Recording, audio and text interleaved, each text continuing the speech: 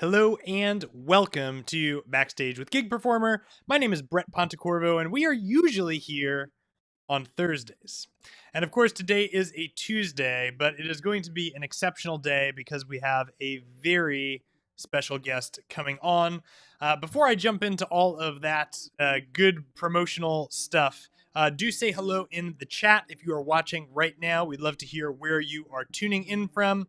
Let us know how you're using Gig Performer, whatever you'd like to share. We've got Eddie coming on in the chat from the Netherlands, who actually will be joining us soon. So if you haven't checked out his stuff, I know he's made a couple of posts on the community forum. Do check it out. And he likes your promo video. So thanks for sharing that. We've got Gig Performer team member Nemanja Padar in the chat. Thanks for being here. We've also got Joe Finelli, 8147 from Chicago. Thanks for being with us, Joe. And regular Carlot's Bass from Bavaria. We always gather on Thursdays to really talk about how professionals around the world are using Gig Performer to power their live performances. And the thing that we find over and over and over again is it actually isn't stopped by what instrument you play. We have keyboardists, we have front of house engineers, guitarists, bass players, and even vocalists using Gig Performer so that they can really focus on delivering the high quality types of performances that are expected in today's live performance climate. But this week we are really excited to welcome on a special guest, Jeff Abbott, also known as Keytar Jeff. And if you're serious about live sound, especially if you're trying to get a massive stadium-sized sound out of one rig, then this is a conversation you definitely want to be a part of because Keytar Jeff is known for doing just that. He is a true virtuoso, often called the master of Keytar, and also the one credited for coining the term Keytar. Not just an exceptional player, but also an expert in modern performance tech. He's a Hammond keyboard artist, a music lab product specialist, and an educator. And one fun little thing you might want to know about Jeff is that he was actually featured on 1000 Hands, Chapter 1, on the all-star album from the Yes frontman, John Anderson. So today he's going to walk us through his setup and show us how he manages his gigantic sound with his signature Keytar, as well as his Hammond and some other devices in a live context. Now, stick around because we also have a really exciting announcement about Music Lab guitars. We'll talk a little bit about how Jeff is using Music Lab guitars to get the best sound for his audience. So without further ado, I want to welcome on to Backstage with Gig Performer special guest, Jeffrey Abbott, Keytar Jeff. Jeff, thanks for being with us. Hey, Brett, great to be here with you. Yeah, man, it's a real honor. For folks who are watching that maybe don't know what you do, I know I've given you a bit of a kind of an overview, but would you mind sharing what have you spent your career doing? Who are you? What do you do? And what brings us together? Well, at my heart, I'm a musician. I've been a musician since I was 5 years old. And what I do is I hope I produce a great time for my audiences, whether I'm playing in a small club situation or playing in a stadium. It's two of the same things. Mm-hmm. Yep, absolutely. And you've played on a lot of stuff. You spent a lot of your career touring internationally. Correct. With the solo show, yes. And decades. Yes, and that's probably got a very unique set of challenges. Can you talk a little bit about what your frame of reference was for that, and specifically when you're traveling internationally, what are the requirements that you have for a piece of gear entering your rig? Portability would be the number one requirement. When I first started traveling overseas, software instruments were something that you played with in your house because the piano did not sound like a piano, but you know, you could play it from the keyboard. Yes. So I was carrying heavier controllers. So I was carrying a Korg keyboard, actually a couple of different Korg keyboards overseas. Mm-hmm. A couple of things came up. Number one, when you're lugging professional keyboards, you always want to make sure you can get whatever you got into two cases and a backpack, Hmm. right? And it has to fall within the accepted terms. Now, when I first started traveling overseas, each one of those cases were 70 pounds. Wow. And trust me when I say I was right up to the edge in each one of those cases. And it's brutal. Think about carrying your cases and just going to the airport. Now thinking about logistically flying into a country that you may or may not know, and then grabbing your stuff and schlepping it across to take a train for a multiple hour train ride. And again, you're hauling your gear up onto the train, and it's nerve wracking and it's difficult on the body as well. So those were the initial challenges. Hmm. And obviously, this is pre computers being viable and reliable for professional live musicians. That's a challenge. And then, of course, the challenges again come down to logistics. Knowing how to get from point A to point B, hoping that the agent involved gives you enough head space so you can understand how you're going to travel from one point to the next. Because seldom it's easy as get on a plane, get off a plane, and you go to the venue. There's usually other buses or trains involved with all of that. Hmm. And then as time went on, the airlines cut the bag weight from 70 to 50. Yep. That created a problem that was like, what? And then it went today from 50 to zero. So now you have to pay for every case you bring on an airplane. If you're a status flyer, you get one. And of course, I was a status flyer, Hmm. but still, you're still lugging. And then my backpack got heavier. It went from 25 pounds to where if I ever weighed it, there was more than 40 pounds in my backpack. Wow. So then suddenly, gradually, I should say, that all of a sudden it became reliable to try to use a laptop on stage. Were you looking for that? Like you obviously had this just reality of carrying so much weight. Were you the guy that was going, when are computers going to be strong enough, or did you Oh stumble God, upon it? yes. You were. Okay. Oh no, I was because I'm a long I've owned more Macs Yeah. laptops. We'll leave the desktops out of the conversation because that can go on for a while. Yeah. But and I'm not kidding. I have owned over 50 Apple laptops. So I was carrying laptops in the beginning to Europe that I was just using it for what you would imagine, just doing a recording like with. I was a Logic Pro VIP artist, so I'd be recording in Logic. When you're on the road, you have time. Yep. I was composing because my original frame of reference was I'm going to play in a country where I can attempt to go after a record deal. Got it. And that was the main two focuses of doing this travel thing. Plus, for those of you that don't know, financially, it's a whole lot more lucrative to play overseas than it is to play in the U.S. And that's regardless if you're going on a tour or just jobbing. It's still more lucrative overseas. Yep. You were mentioning that you are a VIP, a Logic VIP artist. Yes. Which I already know the answer to this question, but is that what led you into main stage, or was there another? It was. No, no, no, absolutely Okay. was. Yeah, yes, yes. I was aware. I had been speaking with some of the techs at Apple, Hmm. and I'm pressing them because I was trying to get Logic Audio because all of a sudden, well, the Music Lab stuff came 15, 16 years ago. Just to put this in a frame Yep. reference, how long this has been going on. Yep. But I wanted to use. I could only use the Music Lab instruments via a laptop. Right. When I met the folks at Music Lab, they knew who I was. Hmm. I was already had been featured in Keyboard Magazine. Hmm. I was at a trade show playing for another manufacturer. Somebody came up to me, said they would like to speak to you, and so I went and had a conversation with them. At the end of the day, when I heard real guitar, I was like, "Whoa, a real rhythm guitar!" And you sit there and you go, "No, it can't be." And as somebody that I was already years into emulating guitars, to hear an actual acoustic guitar was incredible. But there was a problem. And the problem was Music Lab at that point were only developing for PC. So they wanted my involvement, and I I gave them my information and I said, hey, when you get this worked out for Mac products, I'll reach out and say hi. Hmm. And believe me, I was waiting. I was like, oh, I hope these guys do this. Hmm. But you know, with developers, it could take forever to never. Yeah.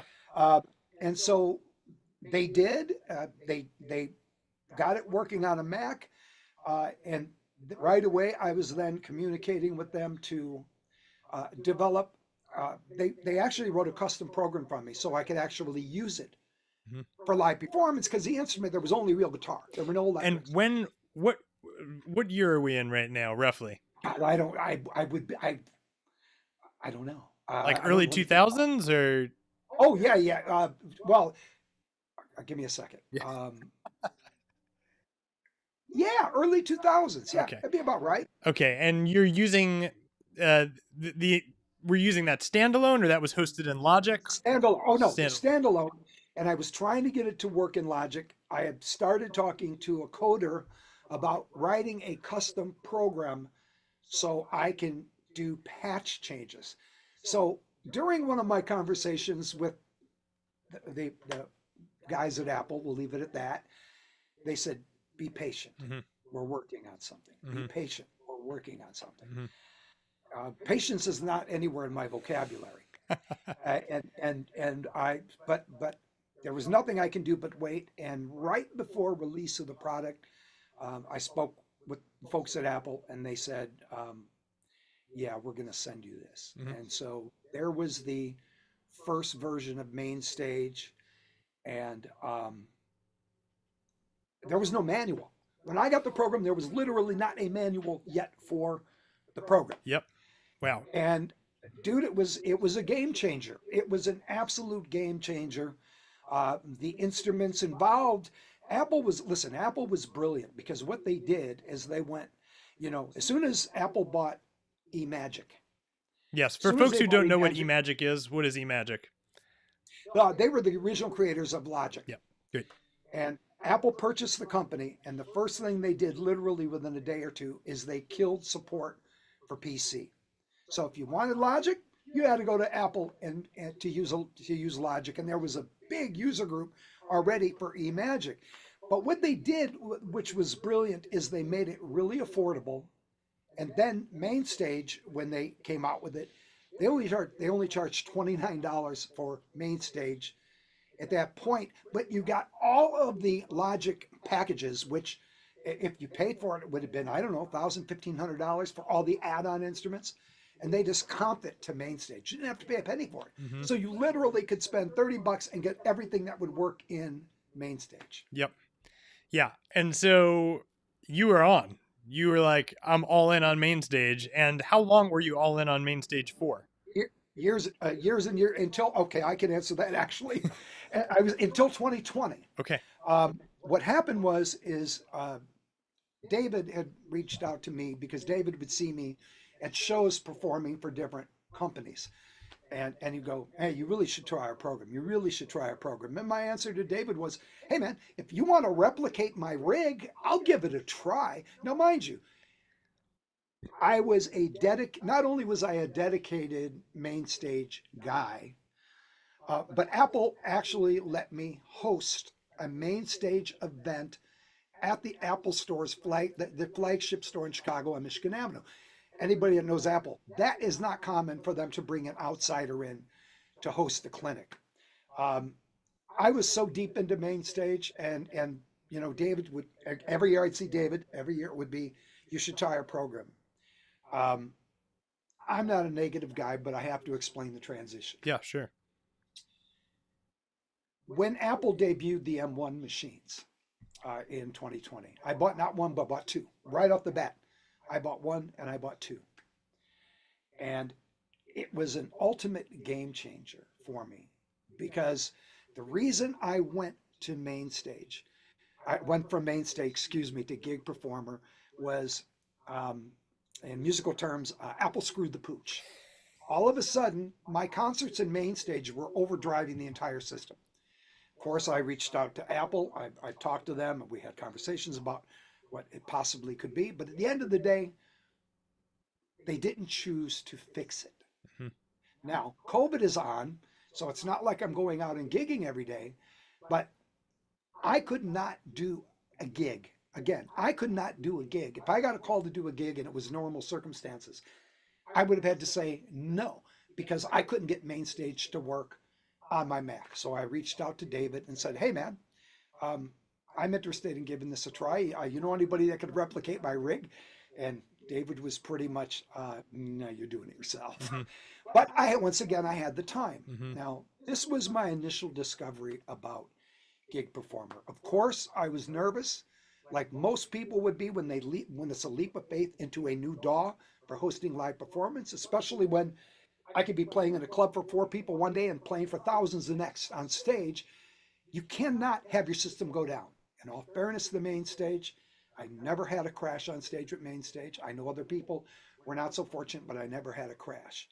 But this is what I discovered about Gig Performer, and this to me is extremely important. If I would have been using Gig Performer, I was a guy that bought one to two max laptops every single year because I kept making my rig larger and larger, using more and more software plugins. And all of these plugins are now requiring more from your computer to use these plugins, especially some of the amplifiers that can be nuts, especially when you're hosting something with hundreds of, even though I have a pretty simple looking rig, which I think you can see here. And if you can't, you Oh, will in a I can minute. pull it up. Hold on. You caught me off guard, Jeff. Your brain's moving faster than mine. Here it is. Sorry. There, okay, there's okay, that's the live rig, but that's not the Gig Performer. Can you switch to the Gig Performer frame? These are the only two that I have. Oh, you're right. Hold on. All right, Boom. There it goes. and there it goes. Thank you. All right, rock and roll. This is what I discovered about Gig Performer. For me, the absolute selling point, because you know the common argument you're going to hear is, why should I spend more than $29 for a hosting application when I'm on Apple? I don't have to. Right. And you're right, you don't. This is what I'm going to say. It all comes down to bang for buck on this side of the conversation. And that is when I saw how hard my processor did not work when I was using Gig Performer, I went, how many laptops would I not have had to buy? And I will put the exclamation mark on this part of the conversation with saying, I bought 2 Apple laptops in 2020. It's still the same 2 laptops. I've not had to invest one more dime in new Apple products. I still keep adding more and more to the rig, and Gig Performer takes everything I give it. Wow. So just to make sure I'm following, you Okay. feel as though if you were to have used Gig Performer earlier, you would have bought significantly less laptops. I couldn't have said it better. Yes, It's a pretty absolutely. big deal because laptops It's are a huge not deal. inexpensive. No, it's a huge deal. And I was used to spending a lot of money every year. I mean, there was reasons you spend the money. We don't have to get into the accounting side of the conversation. Mm-hmm. But still, you think about what monies that you have to spend in order to stay on top of your game. And as some of your audience knows, I am the product specialist for the company for Music Lab.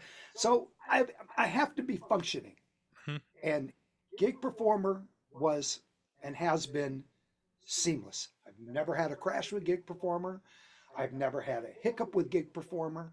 So the transition from main stage to Gig Performer, learning curve on how to draw everything in. And I'm a simple user. I was going to You'll get ask you that. that about the learning Yeah, curve. I'm like the simplest. Listen, I do all of my tracks in real time because I don't want to be bothered with playing with MIDI notes, Mm-hmm. you know. And my same rule of thumb goes for my live rig setup. It looks complicated because I'm using multiple controllers on one patch sometimes, right? So the organizing thing was completely foreign to me because I was so used to, obviously it just ingratiated into the whole main stage ecosystem. But no, Gig Performer is just, yeah. I don't endorse anything I don't believe in 110% because 100's not good enough. Yeah. So, The yeah, the big thing that I hear folks talk about coming from main stage over to Gig Performer is wrapping their head around a non-channel strip model. What sure. was that a learning curve for you as well, or did you find drawing wires to be relatively intuitive? I found the wires to Okay. Yeah, I didn't really have a problem with that. Honestly, it was recreating the massive amount of presets that I had that were now exclusive to that other ecosystem. Mm-hmm. Mm-hmm. That is what's hard, and that's gonna be hard with anything because once you start taking multiple, like, okay, let me do this real quick. Yeah. Let me switch gears for a second.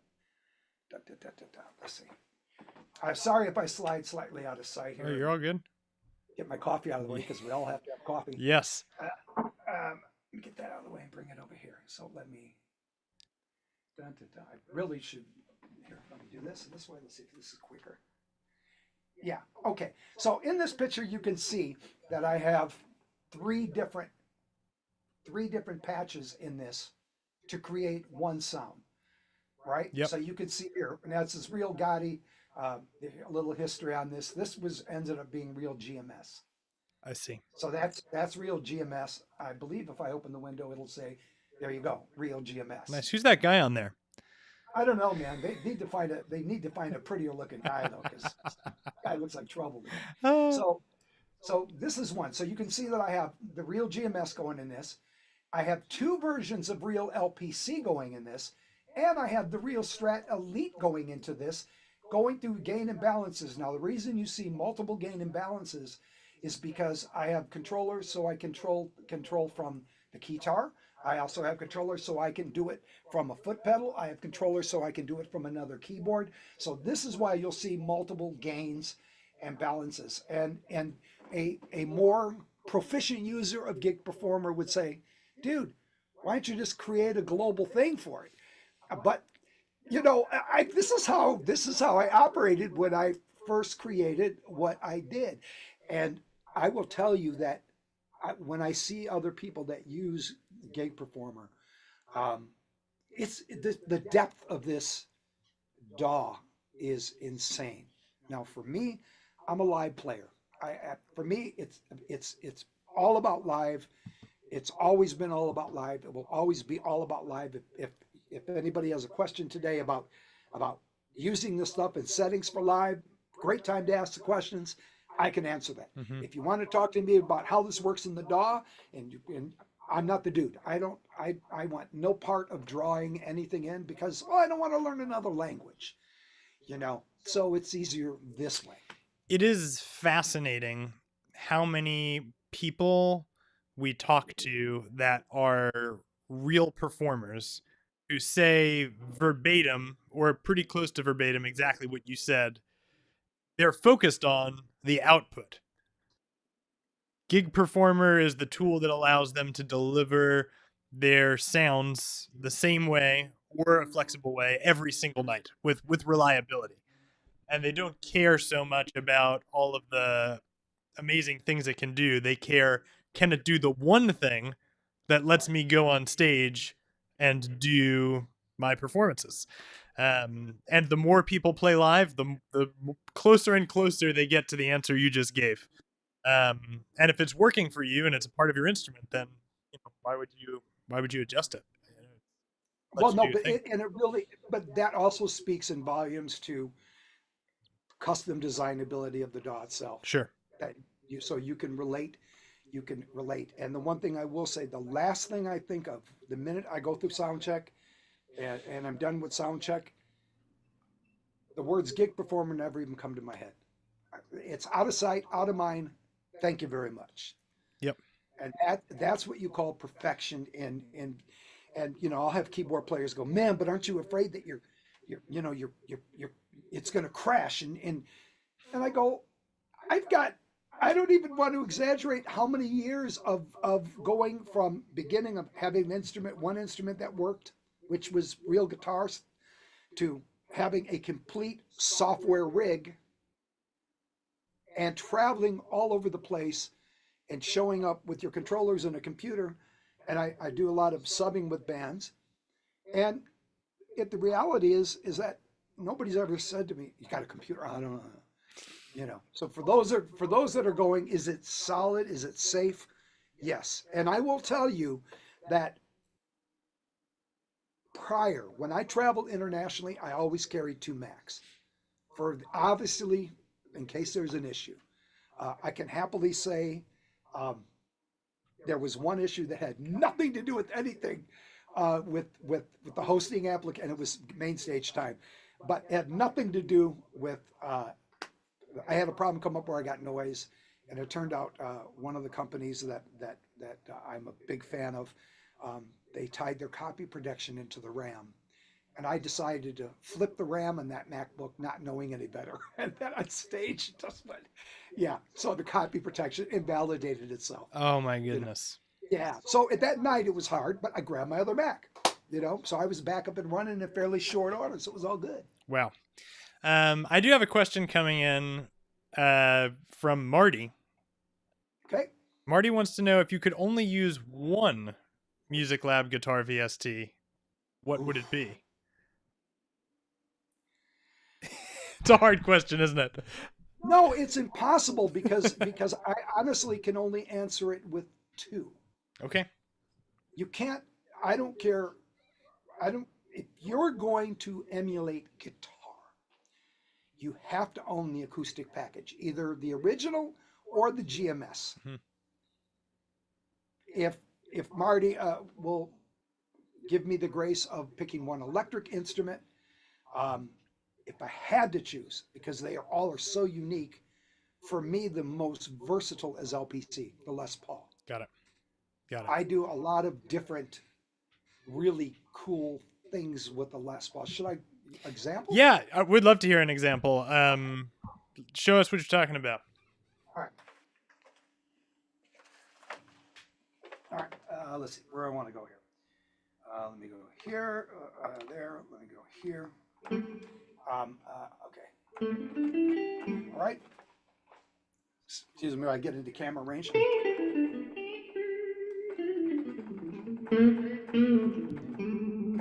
Right? Yes. So, right? So that's a Les Paul, right? And this is a Les Paul.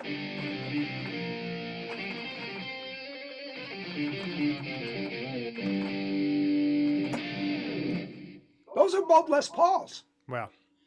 right? And this is one of the advantages to the Music Lab instruments. I on a regular basis when I'm doing trade shows, they'll go, is there anything else that you would use? And this is what I say. If anything comes out that's better at any point in my life, that's better than the Music Lab guitars, I will switch before you can get the words out of your mouth. Because it's all, for me, it's about keeping to advocate for the art of keytaring. I've been involved with Music Lab for, well, as we know, since the acoustic guitars. Um, there is no other virtual guitar instrument that you play it, it doesn't play you. And what I mean is there's some nice guitar sounds from other companies out there. I think the ample sound acoustic guitar is really good, but you can't, as a live musician, you can't play it. You can't do the articulations. When you break open one of our instruments and you look at it, let me do it that way. Yeah. When you look at it, you could see things like the bridge mute. Mm-hmm. You see how I got the bridge mute active, right? Now, I don't have the harmonics set for this one, but obviously I do some pinch harmonic work, so I have it sitting there on standby. When you start getting into all of you can look at the neck. So I can change pickups automatically on this. I can go in, I can change the mixer settings for fret noises. Now, that comes, obviously, the fret sounds come really into play with the acoustic guitars. I'll illustrate that in a couple of minutes. But you have controls over the noises, the depth of the pick. So when you look over here and you see the depth of the pick, right? The speed of I think it's the release. Sorry, I'm my eyesight. I'm really looking at this thing going, oh. Yeah, and it's a big screen, and I'm still looking, going, oh. So the release on that, and then you come in and you can change the pitch of the guitar in a really simple way, right? With just moving your pick position. So you have 7 pick positions that way. You have 7 positions that way, and then you set it where you want, and it drastically changes your sound. Wow. right? You can also use it in the berry mode where you pick up a couple of extra bass notes, Hmm. which is right here, or you can use it in standard. Wow. All of the key switches that work, right, that work on this in the acoustic guitars also work in the electric guitars. And it's important that I say that. I'll illustrate that in a couple of minutes. But there's a commonality. Once you get into the instruments, you start going, oh. And then my favorite part about the LPC is when you start getting into, I'll show this in a different way, in a different sound, but the multi-mode. And so literally you can play, you could play an acoustic guitar sound, and you could play a lead sound at the same time, Got it. right? Or you can go back and forth. Let me do this. I have to open up another window, so let me make sure I close the right one and I don't end that. Let me go here. 6, 1, 2, 3. Okay, so watch this here. All right, so here's the real guitar classic. All right. Now, you see what I just did? Watch this. So right now, I'm in the MIDI mode or the solo mode.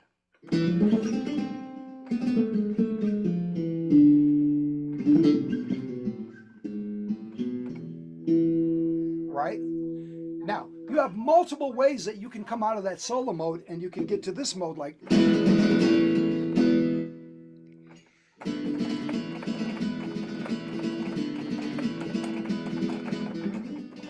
Now, I switched back and forth. If you watch the screen, watch the screen, boom. So now I'm in the multi-mode. I'm playing chords. You can see the position I'm in. Now I'm in the lead mode. It's that slick Wow. where at the speed of light, you can change this. But also, while I'm in this mode playing chords, right? Now, if I just want to stay in that mode, like if I'm doing.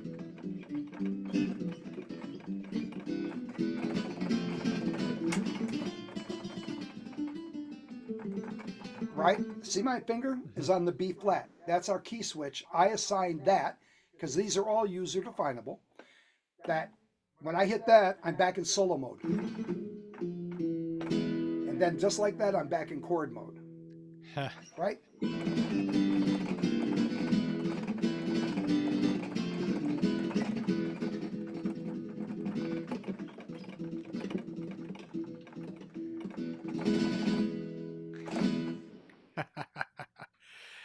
It's really powerful. It's really, really powerful. Yeah. I don't know if I would know it wasn't a guitar if I wasn't watching you play the keytar. Well, we've run some interesting tests with that. I'm going to leave nameless. I'm going to leave this nameless, but um, I have a friend of mine out in California that's considered to have some of the best ears in the business. He said to me, "There is no way that you can fool me with your guitars versus a real guitar." I said, "You sure about that?" He said, "Yeah."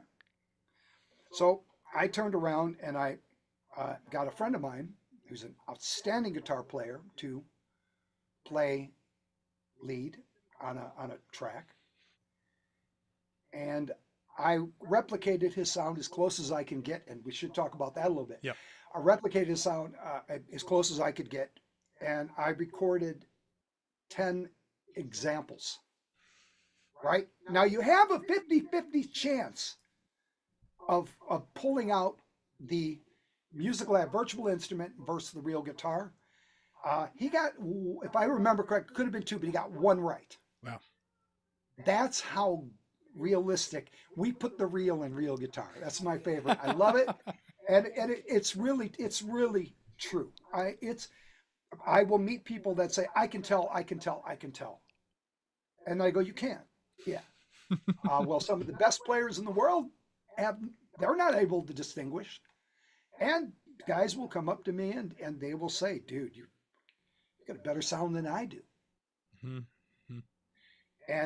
But it takes, all of these things are designable.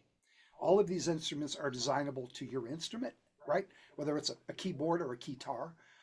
Also your touch, your dynamics that you have. Like if you look over here, I'm using Velocity Strum 3 on this just to open this window up, right? So this is set where I have my minimum velocity and my maximum velocity. And that's where for my feel. So I know that's the way that I want to feel it. I know other players that have attempted to play this in live situations at trade shows where I attempt to warn them, start slow because it ain't going to do what you think it's going to do. So, but usually they just want to go, oh, watch me. And then they go, oh, here, take it back. So something's wrong. You broke it. Yeah. What do folks need to think about when they're trying to design a guitar sound using Music Lab instruments and they want it to sound like a real guitar? What are some things they need to have on in their head?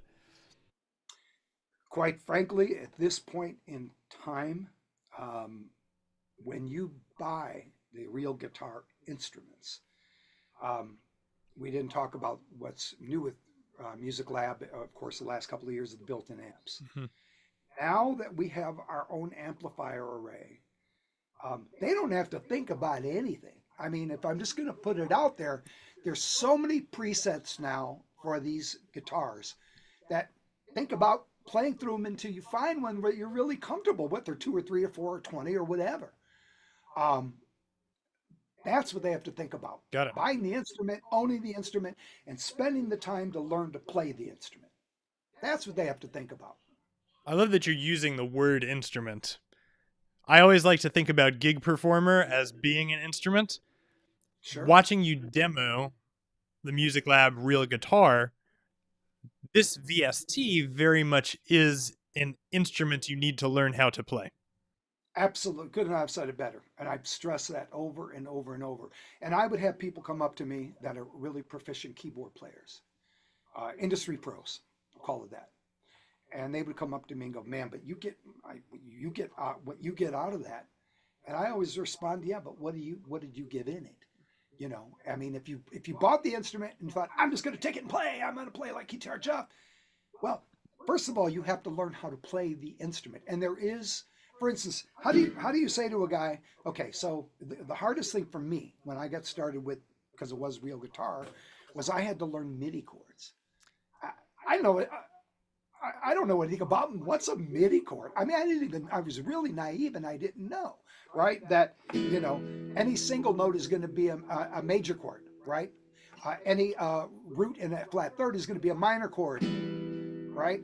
And then suspended 4 chord, and then the dominant sevenths are the root and the seventh, right? To play a dominant 7th chord. Now, one thing I want to say about that, if you recall a couple of minutes ago, I said everything is user definable. So in here, you have user chords. Ah, very cool. Right? This will let you take any voicing you play. Like if I go here and play this, right? Right? So now you see the chord up on the screen in frets. Yep. If I want to eliminate, say, for instance, a third, because like in the bigger rock tunes, you're not going to hear the third. The third is on, I mean, you're going to play lots of 1/5 stuff.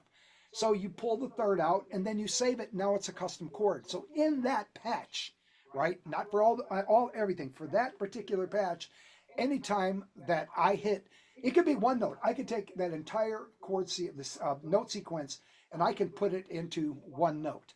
I could take, if there's a chord, I had an issue with one of my Keytars when I was on the road and I was playing, let's see if I got it under, right. Purple Rain. You hit right first chord, you hear it. And by the way, I've played this for multiple members of Prince's band, and as soon as I hit this chord, they all lose their mind right away. But one of my Keytars, when I was in Europe, one of the notes went bad, and this is an odd voicing for this chord, so I had to go in and map the chord now to eliminate that note. So the note was there, but I didn't have to worry about hitting it. So now I just could hit that, and I would get this. Yes.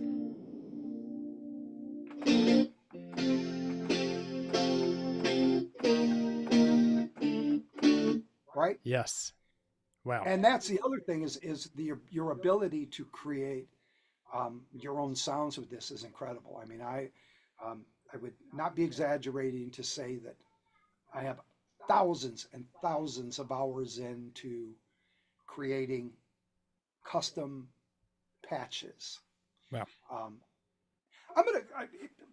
I'll wait till the end, but I'm gonna say something about my patches at the end, and when Great. we're done, Great. right at the end. I have a Let's question set a thought. about all of this. So you you're a backing track guy, Oh yeah. which I'd love to hear some tracks in a moment. But what that tells Okay. me is you have certain predefined parameters that will not change, at least for the duration of a backing track. If the backing track is 3.5 minutes long, then you have 3.5 minutes to play a song. Are you thinking song specific while you're working with backing tracks, or is there enough flexibility built in? Because you mentioned earlier, we've met a couple times, that you don't like playing Order. for the audience, you like playing to them. Is that right? I like to play. Yeah, I like to play. I definitely like to play for my Got it. audience, not at my Got audience. it. So I assume that means when you're on stage, you're gonna want to do different things depending on the moment. Sure. So how do you deal with that within the confines of a backing track, and then also realizing that inside of Music Lab, you take a lot of great care sometimes to be very specific to the song.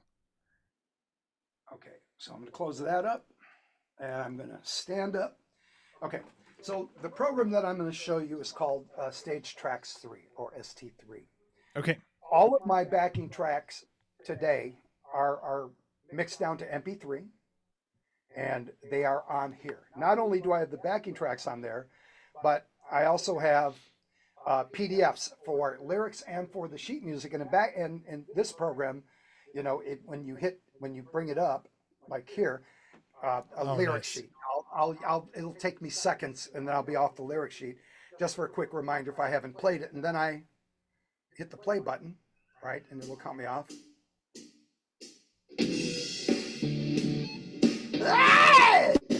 Give me ACDC! Right? But the beauty of this is that I am not a slave to a set. Got I it. don't I don't let me get that in the camera view. Mm-hmm. I don't do planned sets like as you were insinuating. You can't. You have to be able to read an audience. Come down to the Mm-hmm. frame.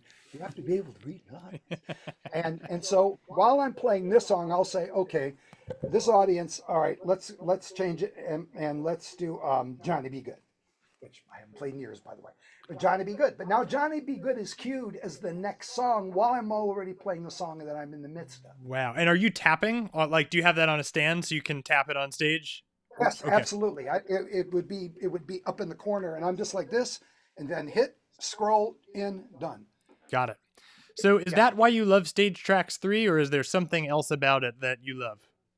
Well, once again, Stage Tracks 3 has things in common with the same thing I say about Gig Performer, and the same thing I should say about Music Lab, and that is the programs are so deep. I use them on the most basic of all levels.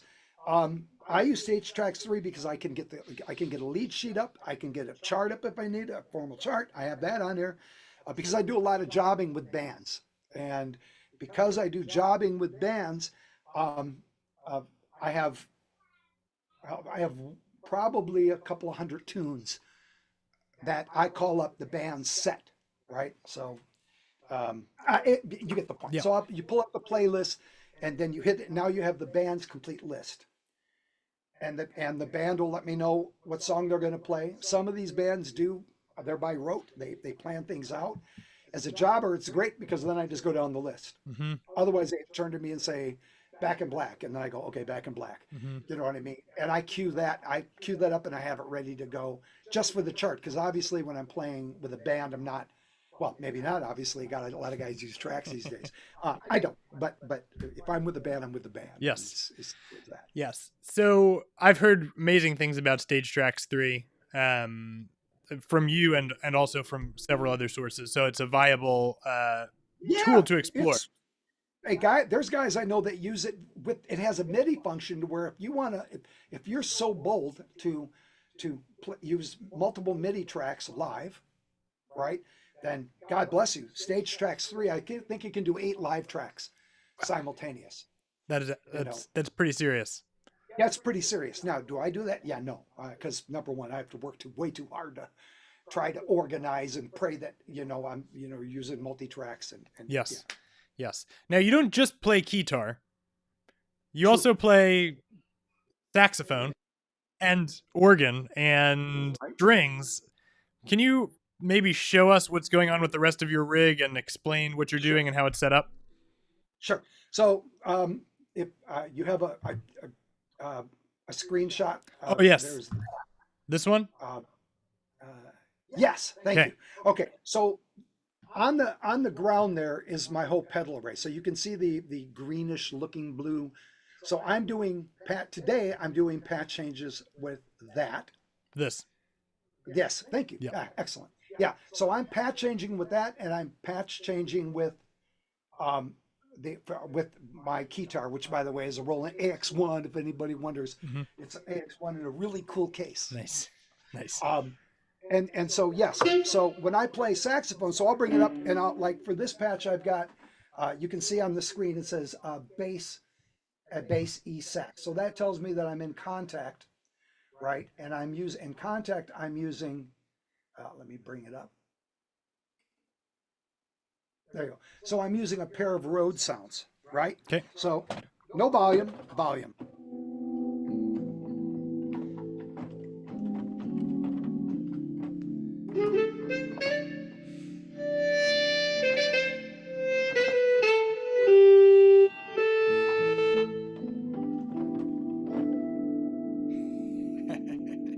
So I'm controlling, yeah. So I'm controlling that live, and there's no problem if I want to go from that sound to this sound.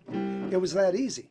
Mm-hmm. And that's you're doing that by stepping on By this stepping, yeah, this guy here. yeah, yeah, yeah. And do you have And that by the way, set up to program changes or to scroll?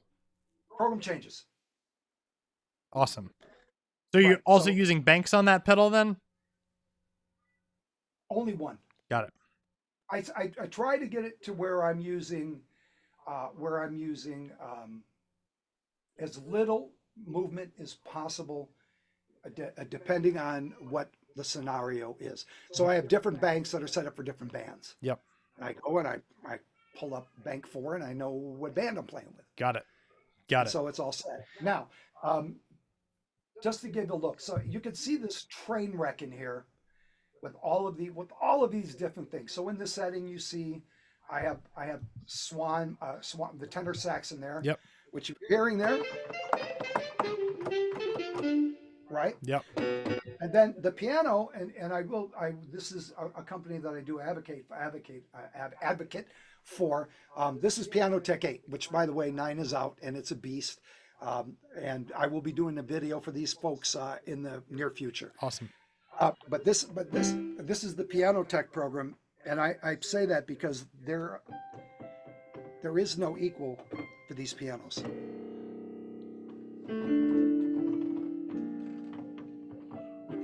And at the same time, I can turn around and I can dial in an ensemble, and now this is coming from the Hammond to where I'm blending.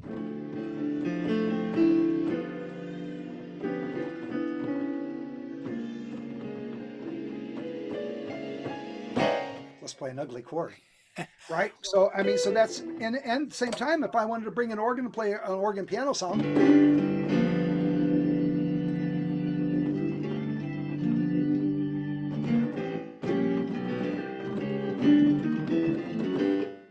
right? Yes. And then of course, it has to be said that Hammond sound. Yes. Yeah, the classic Hammond.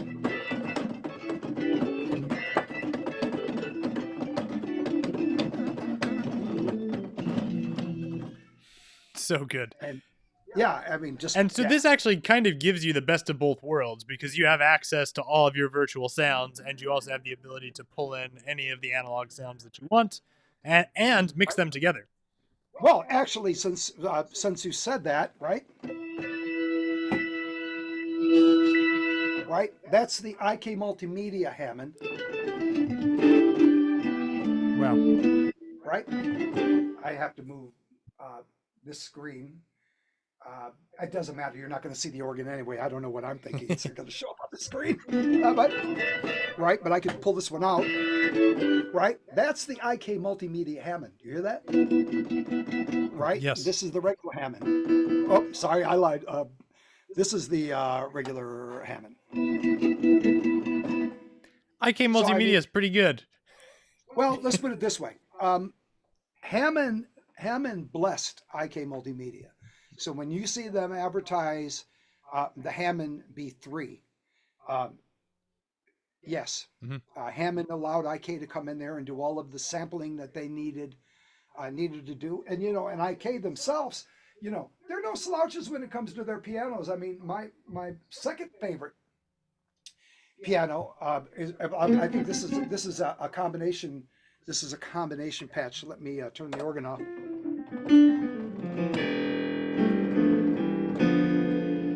And I've got that IK thing hidden on here. I don't like that, but for the sake of this, I am. Oh wait. There we go. There we go. There, piano verse. How perfect is that? I didn't program up the pedal for it. It's live. Yeah, the pedals. Yeah, I have to program this pedal. Piano Verse is a really cool program. It's really, really good, and it's really, really versatile.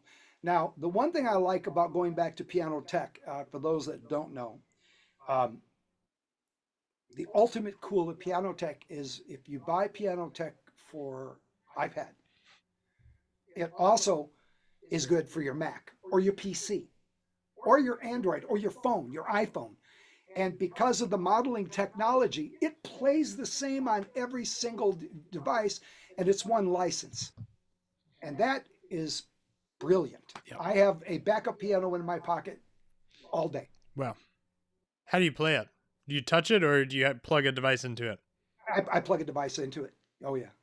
Very Yeah. cool. Or Bluetooth. Or Bluetooth. I actually, when I'm watching TV sometimes and practicing, I have a Bluetooth controller. I'll sit and watch TV and I'll pipe into the Piano Tech and just diddle and And what do you do recommend for exercises. Bluetooth controllers? Oof.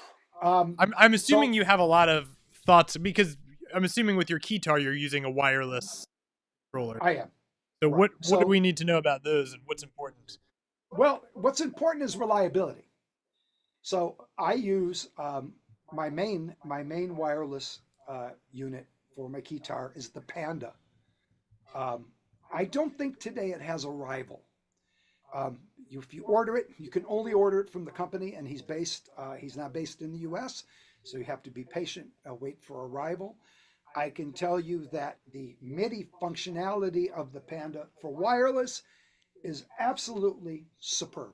I've played in massive venues overseas with it. Never had a problem at all. But I will tell you, in the sake of advertising and truth, um, I have not used the MIDI functionality, but I know at one point in time there was an issue with the Yamahas working with their MIDI connector because you actually have a box. Um, oh yeah, I can show you here. I can show you because I have more than one. Go figure, right? So this is what connects to your computer. Got it. This little tiny thing connects to your computer, and then on the back is for if you want to plug MIDI in. I see.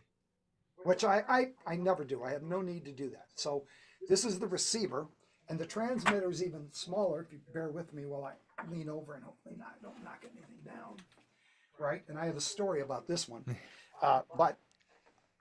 and this is the transmitter. Okay. Now I will tell you that I bought and I won't mention that. I won't mention the brand live on here because I honestly don't remember what it is.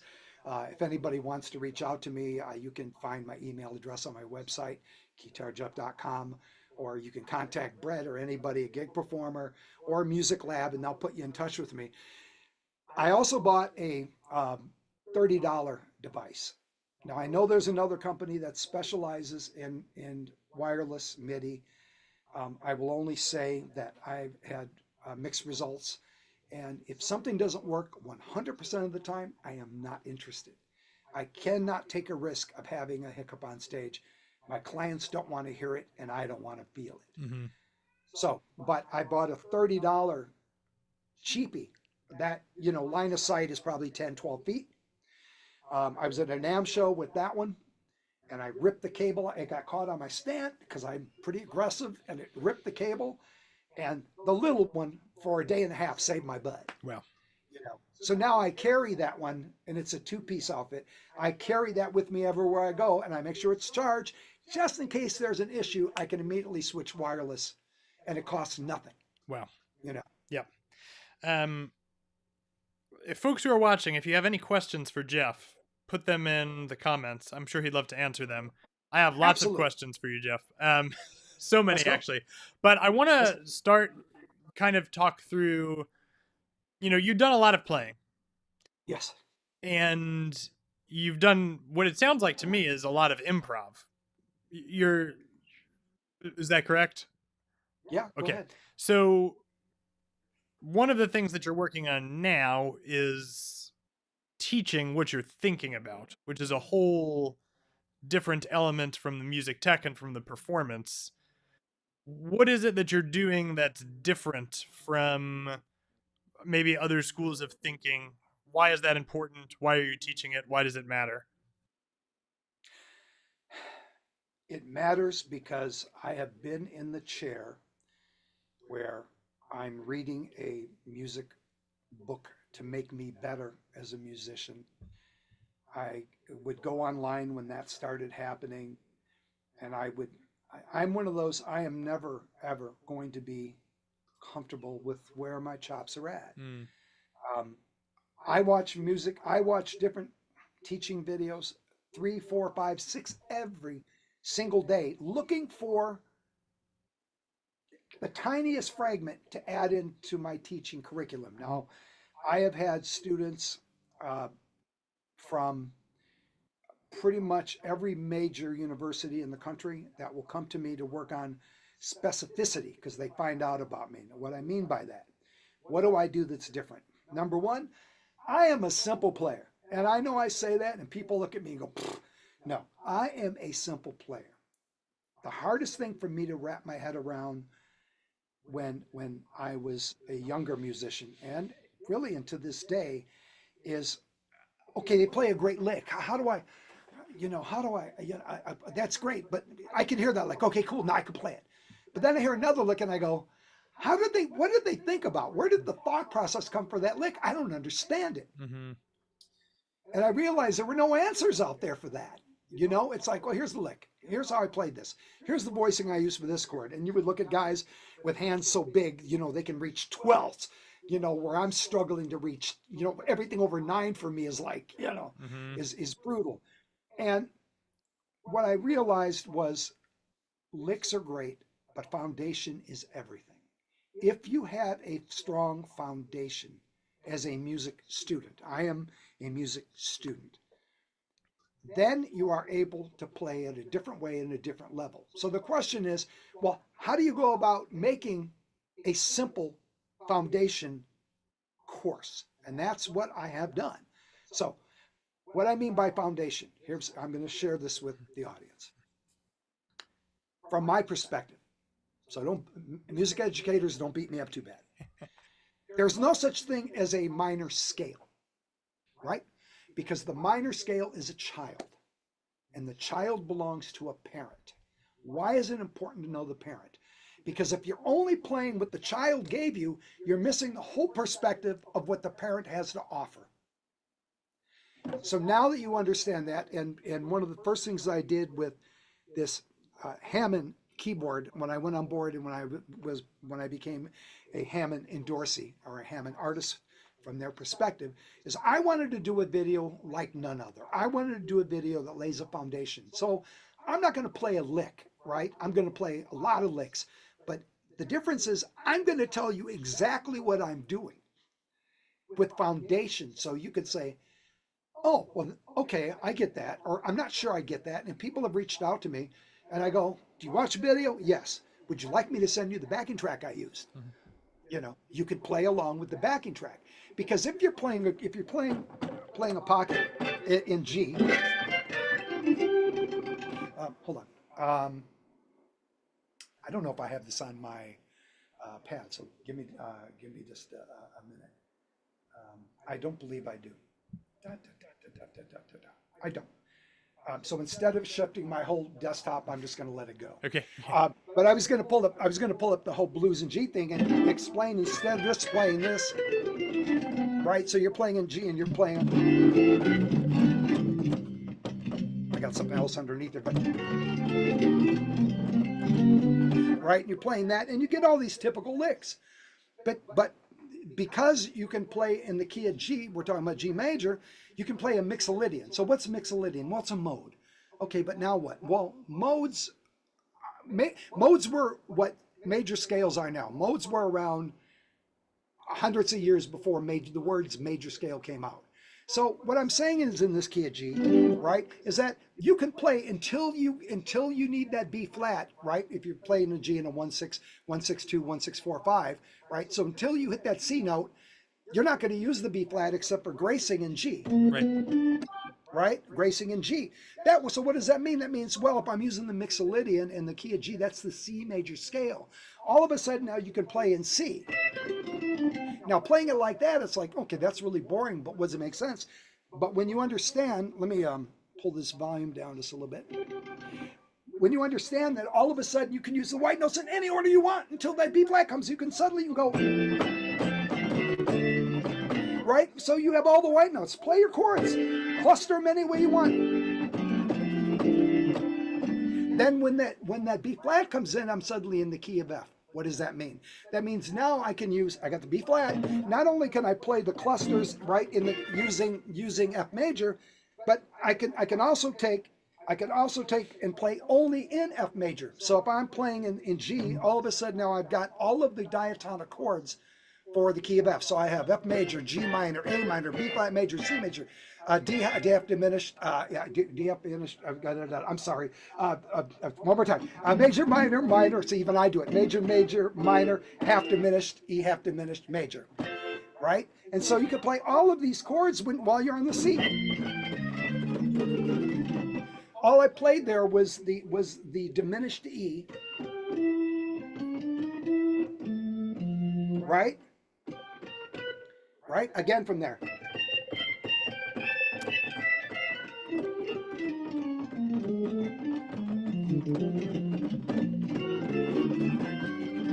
Does that make sense? Well, it makes a ton of sense to me. And just for folks who are maybe not so entrenched in music theory and all of that stuff, part of the reason why that is a different shift in perspective is most folks you would move maybe to the 4 chord. If you're in the key of G, you're playing C7. Folks would be thinking about that C7 chord more, I would say, probably as C mixolydian. They wouldn't be thinking F major. Or where they would have some different set of approach tones and all of those types of thinking. So this framework, I would say, is maybe a simpler approach for people to get into that opens up more possibilities with less mental labor. Absolutely, and it really, really does. So to go back, I do have a video if anybody's interested, and it's called Master the Modes in 2 minutes. Now, the original video I shot for that was for Keyboard Magazine, on the old Keyboard Magazine. And then I redid the video when all of that went away. But I teach the modes with 100% comprehension in 2 minutes, right? Yes. You can go to uni, you've been there, you go to uni, you study the modes the whole semester, and 70-80% of the guys that come out of there go, oh, yeah, I learned the modes, but they're like, I don't know what the hell, what am I going to do with that knowledge now as I teach it, right? I teach you how to apply it in 2 minutes, because I say, okay, great. So if you want to use Dorian in the key of C, it's all it is a B flat major scale. Remember what I said about F?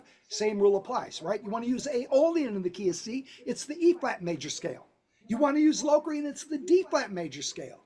I mean, it's really just too simple. And now you have all of these scales, and practice. I could see all the chords, 3 note, 4 note, 5 note, right? But it starts with 3. And once you understand that your whole soloing as a rock musician, when you come out of playing, for instance, if I may. Yes, please.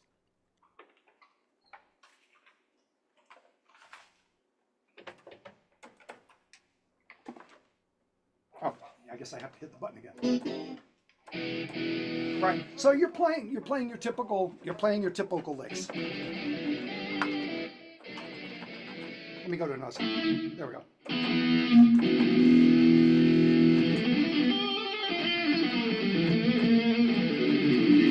Right? The typical rock stuff. But understanding that I'm actually playing a rock thing in E, I know that I can go use everything from the key of D major, right, which is E Dorian. I can use everything, and suddenly, instead of just going, you can go.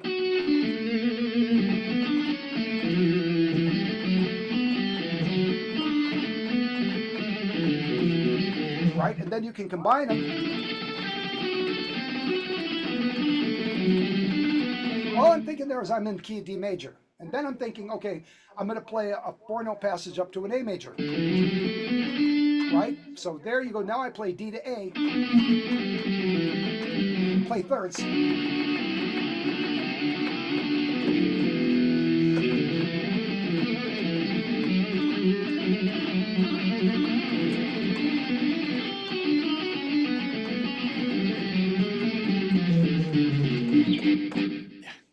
So on and so on. Yes. Yeah. So if folks want to hear more about that, your YouTube channel has some information about it. We'll have those links in the description as well. You do this one-to-one. Yeah, thank you for mentioning that. Yes, I do offer tutelage, not only for the real guitar stuff, which obviously there is a demand to get better at playing our instruments. Yes, I am available for that.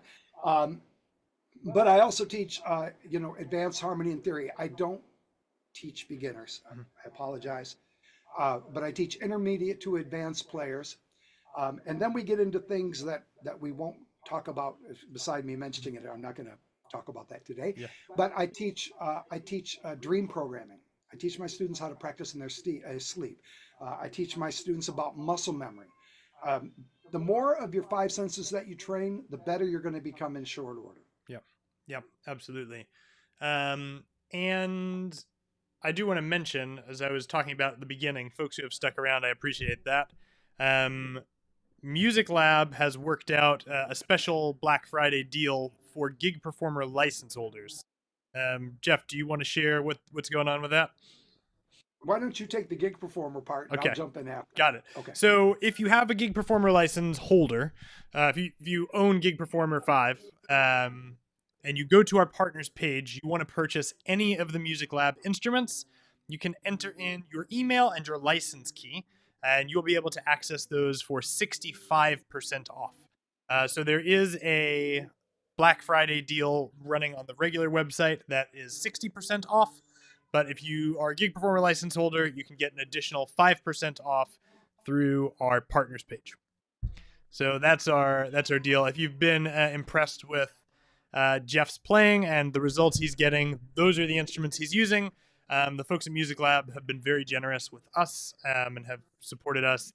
They're one of our partners. And if you are a Music Lab license holder and you would like to access 10% off of Gig Performer Essentials or Pro, you can also do that. I think we have to submit a support ticket for that.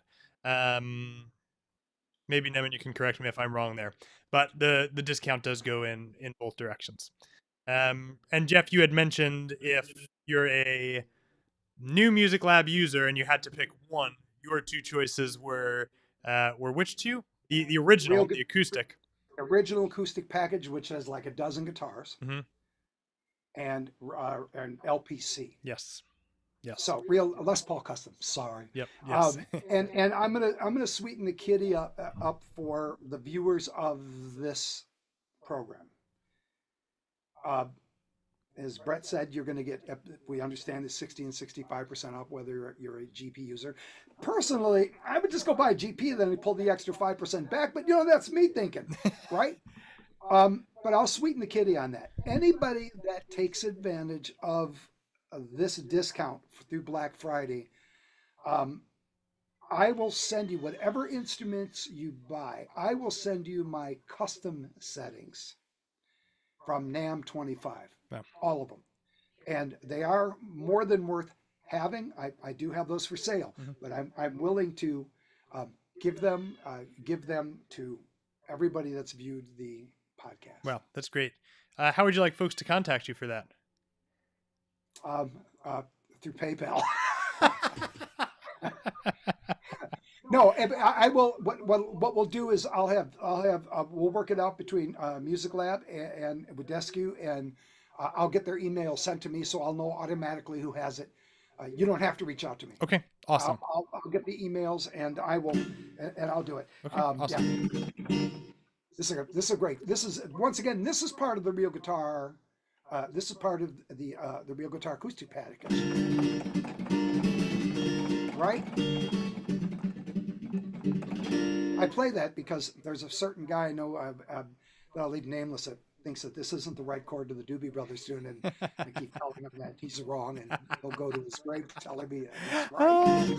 But he's an incredible musician, so I'm just going to say, okay, we can agree to disagree. And what you seen today presented with the Music Lab guitars, right,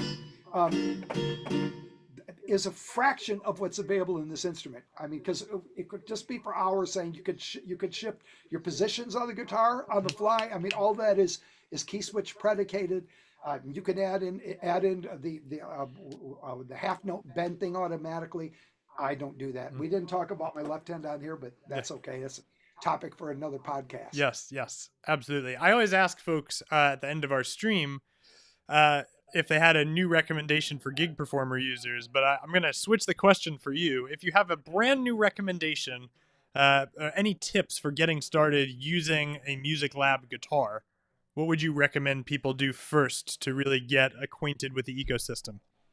I would recommend, first off, since I'm going to share my presets with whomever does this Black Friday purchase, look at Keytar Jeff's Real Guitar 5 tutorial video, because it's an excellent video that starts out by explaining just how to strum a chord, right? And I did that, notice, with one hand, because we know we can do it with two.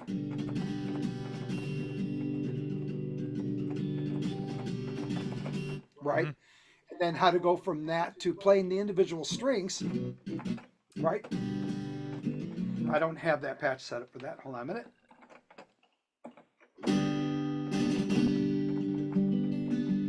Nice. Right, so you can go right from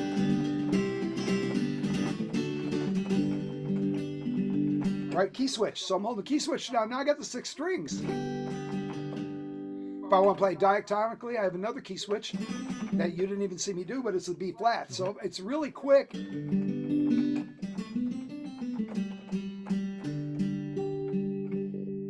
there you have it. And I want to point out too, all of the patches you're switching, you're doing with a single button. Yes. And you know where all they go. Yes. So it very much is part of your instrument. You're not staring at the Gig Performer screen. You know where the buttons are, and it changes your sounds. I don't even have Gig Performer up when I'm playing. Yes. Yeah. So I don't even, yeah, for a lot of reasons. Number one, it's a laptop, and you don't really want to leave that too exposed on any set. Yep. You know, number two, because I am kind of anal when it comes to that. I don't want anything happening to my computer. Yeah, of course. Of course. So, well, Jeff, I have to say thank you so much for spending some time with us today. Folks who want to reach out to Jeff, Keytar Jeff, if you search Keytar Jeff or Jeff Abbott, your website actually makes it very easy to get in touch with you. You have a contact form, easy to fill in. So for folks who are wanting to take advantage of your intermediate or advanced one-to-one sessions, I'm going to say go to Keytar Jeff. What is it? KeytarJeff.com? Yeah. And for those that are really good listeners, you can always email directly at keytarjeff@comcast.net. And I do read my emails. Yep. And for folks who are wanting to take advantage of the partners discount, do go ahead. It's gigperformer.com. You'll see there's a little button at the top that says partners. You'll find Music Lab. They've generously given us that 65% off. But Jeff, thank you so much for being with us. I really appreciate your time. Thank you for having me. This has been a blast. Absolutely. All right, folks, we will see you again in a week or two. We'll see you again soon. Thanks, Jeff. Thank you guys all for being here. Happy Thanksgiving, everybody.